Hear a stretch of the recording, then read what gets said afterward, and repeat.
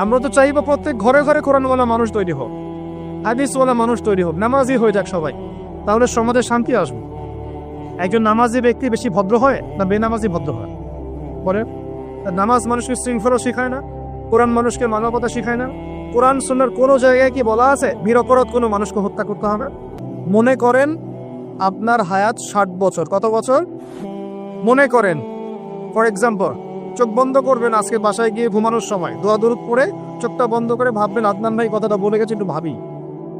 এইটুক যদি ভাবতে পারেন আজকে বাসায় গিয়ে, আজকে ওয়াজ আমার সফরের চাল, এই যে 200 কিলো আসছি আবার 200 কিলো যাবো, ইনশাল্লাহ সফল। কি ভাববেন প্রিয় ভাই? আমিও কিন্তু তরুণ, আমি কিন্তু বুড়া হয়ে যাই নাই। বুড়া হয়ে গেছে এখনো?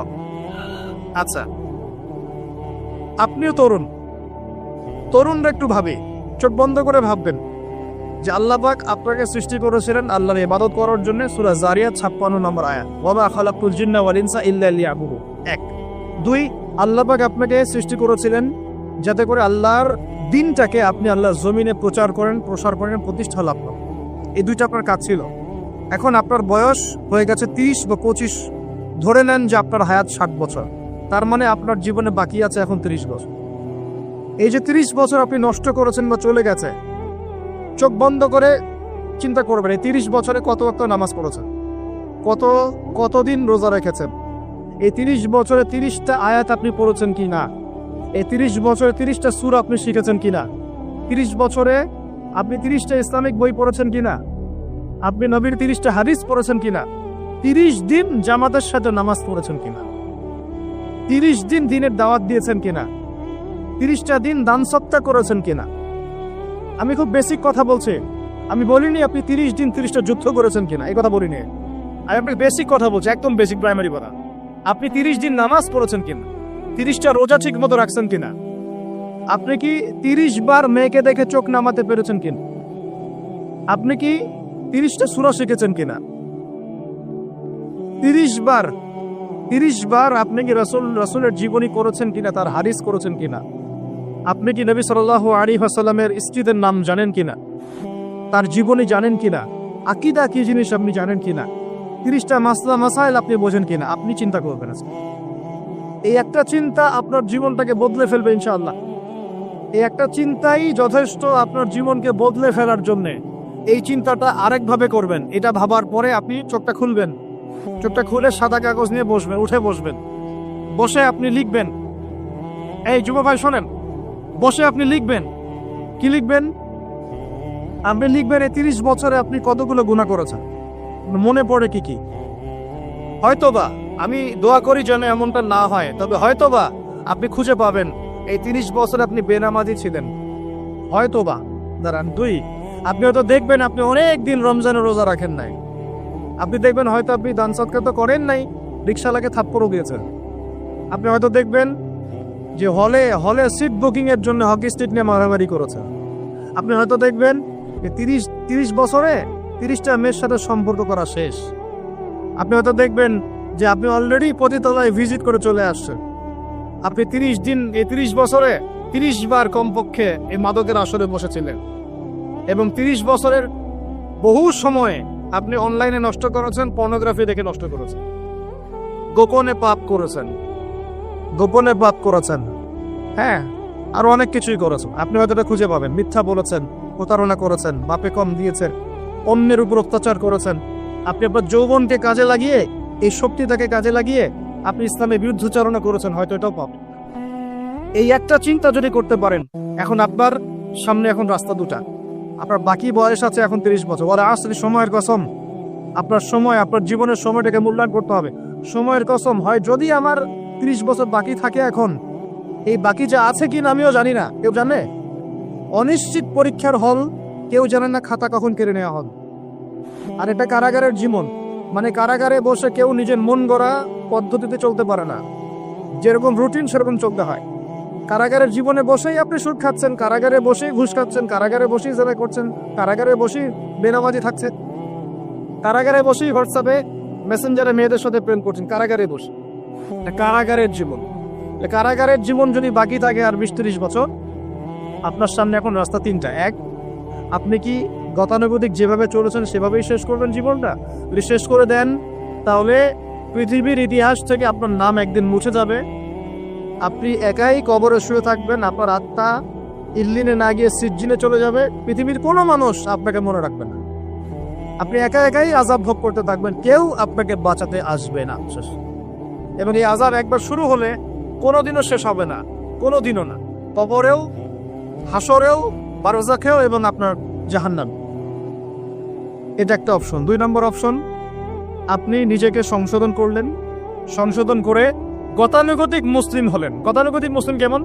হ্যাঁ, তওবা করেছি, এখন আমি মাশাআল্লাহ 5 ওয়াক্ত নামাজ টুকটাক পড়ার চেষ্টা করি, আমি মিথ্যা কথা বলি না, আমি হালাল খাওয়ার চেষ্টা করি, হ্যাঁ, আমি পার্ট টাইম কিছু দাওয়াতি কাজ করি, এবং আমি আমার পরিবার নিয়ে সুখে শান্তিতে বসবাস করার চেষ্টা করছি। আমি কোনো ঝুঁকির মধ্যে যাই না, ঝুঁকিতে যাই না, মানে আমি সৎ কাজেও আদেশ করি কিন্তু ঝুঁকিতে যাই না, মানে কোনো কিছু এমন কোনো কিছু করি না যাতে আমার উপর কোনো বিপদ আসবে, এটাতে আমি যাই। গতানুগতিক মুসলিম চলছে। আর একটা হচ্ছে সমাজ পরিবর্তনকারী মুসলিম। এরা কেমন? এরা নিজেরা তো জ্ঞান অর্জন করেই এবং জ্ঞান অনুযায়ী আমলও করে, তারা সৎ কাজে আদেশও করে, একই সাথে অসৎ কাজে নিষেধও করে, সত্যটাকে নির্ভীকতার সাথে, সাহসিকতার সাথে, হিকমার সাথে সবার সামনে উপস্থাপন করে, আল্লাহর কাছে দোয়া করে এবং সমাজটাকে পরিবর্তন করে ফেলার চেষ্টা করে। এরা হচ্ছে আহসান, সবচেয়ে উত্তম শ্রেণী। কিভাবে বললাম উত্তম শ্রেণী? নবীজি বলছে তোমাদের সামনে একটা জামানা আসবে, এটাও শেষ জামানার হাদিস, তোমাদের সামনে একটা জামানা আসবে, জামানা সবরিন, কঠিন সবরের জামানা, ইমান ধরে রাখা হাতে জ্বলন্ত আগুন ধরে রাখার মতো। ওই সময় যদি তোমরা কেউ আমার সুন্নতের উপর অটল থাকতে পারো, আমার মৃত সুন্নতকে আবার জীবিত করতে পারো, তাহলে 50 জন শহীদ সাহাবীর নেকি পাবে। এরা সমাজ পরিবর্তনকারী মানুষ। আর ইতিহাসে যারা সমাজ পরিবর্তনকারী মানুষ, তাদের জীবনে পরতে পরতে বিপদ আপদ বালা মুসিবত আসবেই। আমার ছোট্ট গবেষণায় 4টা ক্ষেত্র থেকে আসতে পার যখন আপনি হকের উপর থাকবেন। 1 নাম্বার, প্রথম বাধা চলে আসবে পরিবার থেকে। প্রত্যেকে পরিবার। আপনি গতানুগতিক মুসলিম হলে আপনি সব জায়গায় পার পেয়ে যান, কিন্তু যদি একটু কঠোরতা প্রয়োগ করেন যে আমি একদম কোরআন সুন্নাহর 100% ফলো করতে চাই, আমি এমন না যে নামাজ পড়ি শুধু খাবো, এমন হবে, আমি নামাজ পড়বো শুধু খাবো, আমি রোজাও রাখবো, আমি যাকাতও দেব, আমি হজ উমরাও করবো, আল্লাহর বিধানের প্রতি শ্রদ্ধাশীল থাকবো, চেষ্টা করবো ইসলামকে প্রসার করার প্রতিষ্ঠার চেষ্টা করবো, তখন আপনার প্রথম বাধা আসবে পরিবার থেকে। দাড়ি রাখছো কেন? দাড়ি রাখলে তোমাকে এরকম লাগে, হ্যাঁ, তুমি চাকরির উপরে কাপড় কেন পরলে তোমাকে অমন লাগে, আগে তো গিটার বাজাইতা, আগে তো গান গাইতা, আগে মেয়ে নিয়ে থাকতা, ভালো ছিল, এখন কেন সারাদিন বই নিয়ে পড়ে থাকো, ইসলামিক বই নিয়ে পড়ে থাকো, নামাজ দিয়ে পড়ে থাকো। হ্যাঁ, কি পরিবর্তন হলো, বাবা মার টেনশন, এখন পিতামাতার টেনশন, কেউ কেউ এরকম অ্যাডভার্টাইজ বানিয়ে টিভিতে দেখাচ্ছে, এগুলো দেখেন নাই? আগে ছেলে ভালো ছিল, হঠাৎ করে কি পরিবর্তন হয়ে গেল। হ্যাঁ, সুবহানাল্লাহ। আল্লাহর পথে ফিরে আসা মানুষের ক্রাইটেরিয়াগুলো মেনশন করে করে বলছে, এগুলো দেখা গেলে যোগাযোগ করবেন স্থানীয় কর্তৃপক্ষের সাথে, ওই ছেলের মতো সমস্যা আছে। আস্তাগফিরুল্লাহ, আস্তাগফিরুল্লাহ। একজন ব্যক্তি গিটার বাজাতো, গান গাইতো, মাদকের সাথে ছিল, মেয়ে নিয়ে ফুর্তি করতো, সেখান থেকে সে নামাজ পড়ছে, এই জন্য কি সে জঙ্গি হয়ে যাবে? এখন সে মাশাআল্লাহ কোরআন তেলাওয়াত করছে, কোরআন বোঝার চেষ্টা করছে, আলেম ওলামার কাছে গিয়ে পরামর্শ করছে, হাদিস করছে, এই জন্য কি সে জঙ্গি হয়ে গেছে? পশ্চিমারা যা গিলায় আমরা তাই গিলি, পশ্চিমারা যা গিলায় আমরা তাই গিলবো কেন? ওদের কাছে কিসের জ্ঞান আছে? পশ্চিমাদের কাছে কোরআনের জ্ঞান আছে, হাদিসের জ্ঞান আছে। ও সিলেক্ট করে দিবে যে কোনটা জিহাদ আর কোনটা জঙ্গিবাদ? আশ্চর্য একটা ব্যাপার।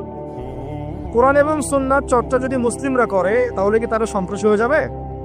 ওরা তো চাইবেই যেন আমরা এই কাজগুলো না করি, ওরা তো চাইবেই যাতে আমরা কোরআন সুন্নাহর চর্চা না করি। ওরা যা বলে সেই ভাষায় আমরা কথা বলা শুরু করেছে। ওরা বলছে, একটু পরে আমি বোঝাচ্ছি আপনাদেরকে, ওরা বলেছে যে জ্ঞান সেটাই, ভালো করে বোঝেন, জ্ঞান সেটাই যেটা পরীক্ষা নিরীক্ষা, যুক্তি বিজ্ঞান দর্শন নিয়ে লাভ করা যায়। আর আমরা বলছি আল্লাহর ওহী হচ্ছে চূড়ান্ত জ্ঞান। আল্লাহর ওহী কি? চূড়ান্ত জ্ঞান।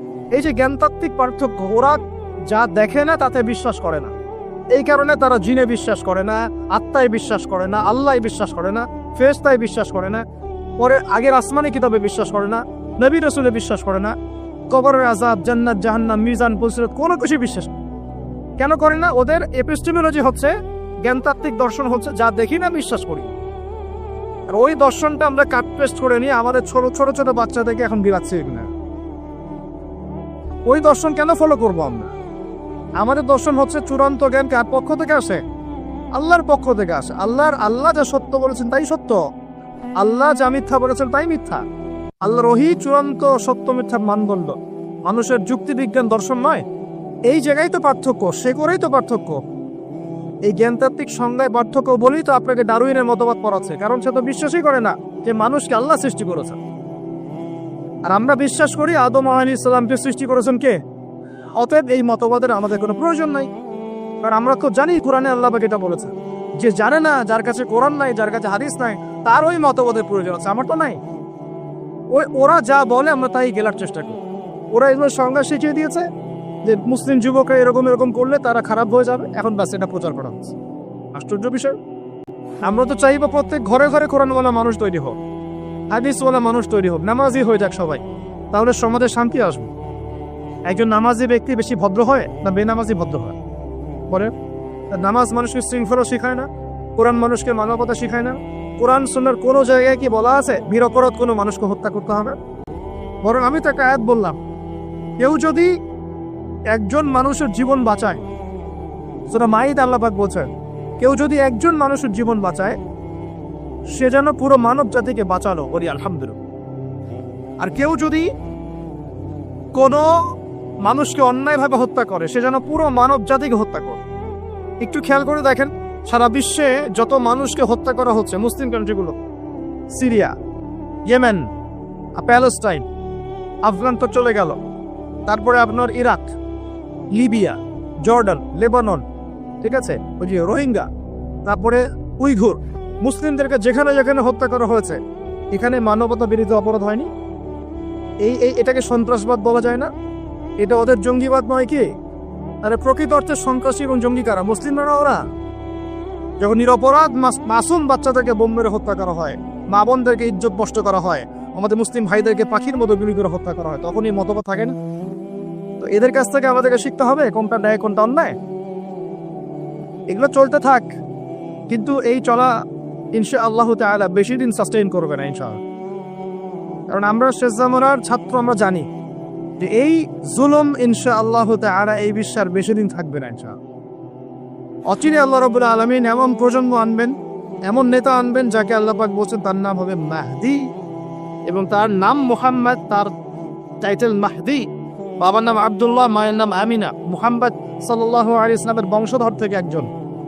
তার সাথে আল্লাহ পাক ঈসা আলাইহিস সালামকে পাঠাবেন, এবং তিনি এই পুরো জুলুমের শেকড়টাকে এমনভাবে উপড়ে ফেলবেন যে 40 বছর তার ন্যায় এবং ইনসাফের শাসন না আসা পর্যন্ত কিয়ামত হবে না ইনশাআল্লাহ।